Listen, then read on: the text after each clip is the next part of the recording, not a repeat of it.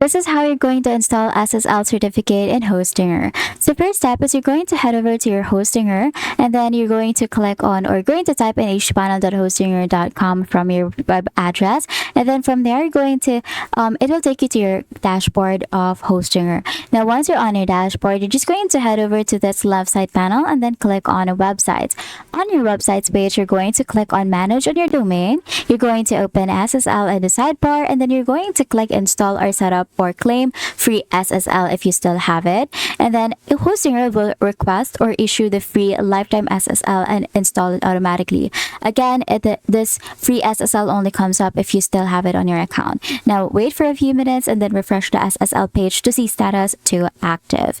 Now this is optional, but you can also turn on force HTTPS, so all HTTP traffic redirects to HTTPS. But again, this is all up to you and it is optional, not mandatory. Now, SSL encrypts data, shows the padlock, and is required for secure logins and better SEO. So Hostinger automates the free SSL install for domains on hosting plan.